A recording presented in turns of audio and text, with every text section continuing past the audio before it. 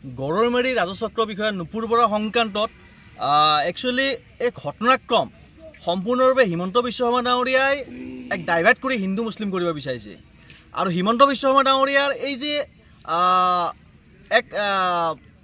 এক বিভৎস যি আচৰণ, এই আচৰণক আমি কৃষক মুক্তি সংগ্ৰাম সমিতিত ধিক্কাৰ জনাইছোঁ।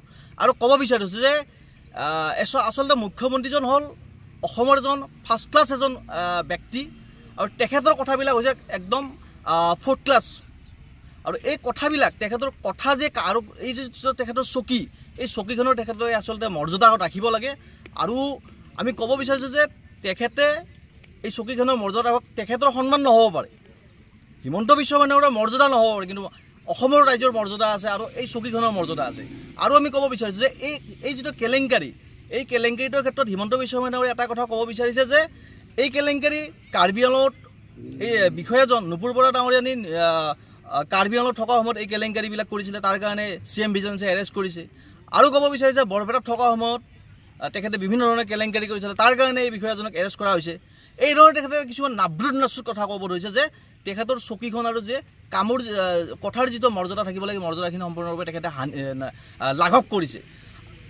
কিয়নো এই যিটো ঘটনাক্ৰম নুপুৰ বৰা ডাঙৰীয়াৰ যিটো দুৰ্নীতিৰ যিটো দস্তাবেজ, সেই দস্তাবেজ অসমত প্ৰতিষ্ঠা কৰা সংগঠনটোৱে হ'ল কৃষক মুক্তি সংগ্ৰাম সমিতি। আৰু এই সম্পূৰ্ণৰূপে আমি এই কেলেংকাৰীৰ দস্তাবেজ প্ৰতিষ্ঠা কৰিছিলোঁ, কিন্তু এতিয়া এই কেলেংকাৰীৰ দস্তাবেজ প্ৰতিষ্ঠা কৰাই নহয়, আমি দেখাই দিছিলোঁ যে হিমন্ত বিশ্ব শৰ্মাৰ লগত, হিমন্ত বিশ্ব শৰ্মাৰ পত্নীৰ লগত, হিমন্ত বিশ্ব শৰ্মাৰ পুত্ৰৰ লগত, হিমন্ত বিশ্ব শৰ্মাৰ জীয়ৰীৰ লগত এই নুপুৰ বৰা ডাঙৰীয়াৰ কেনেকুৱা এটা সম্পৰ্ক আছিলে, কেনেকুৱা সিহঁতৰ ঘৰুৱা এটা ঘনিষ্ঠতা আছিলে। তাৰ পাছত একচুৱেলি হিমন্ত বিশ্ব শৰ্মাই তেখেতৰ নিজৰ গাত যি মলিনতা আছে, সেই মলিনতা হাকিবৰ কাৰণে নুপুৰ বৰা ডাঙৰীয়াক এৰেষ্ট কৰিবলৈ বাধ্য হ'ল। আৰু এই কৃষক মুক্তি সংগ্ৰাম সমিতিয়ে তেখেতৰ মলিনতাসমূহ দেখাই দিছিলে ৰাইজৰ মাজত।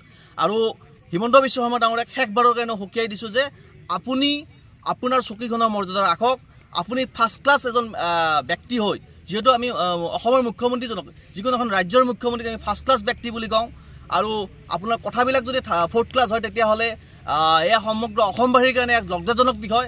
আপুনি নিজৰ যিটো মৰ্যাদা, সেই মৰ্যাদাটোৰ কথা নাভাবিবলৈ আমাৰ অসমৰ ৰাইজৰ মৰ্যাদাৰ কথা ভাবক, আৰু অসমৰ ৰাইজৰ মৰ্যাদা আৰু লগতে এই মুখ্যমন্ত্ৰীৰ যিখন চকী, এই চকীৰ মৰ্যাদা ৰাখিব বুলি আমি আশা কৰিছোঁ।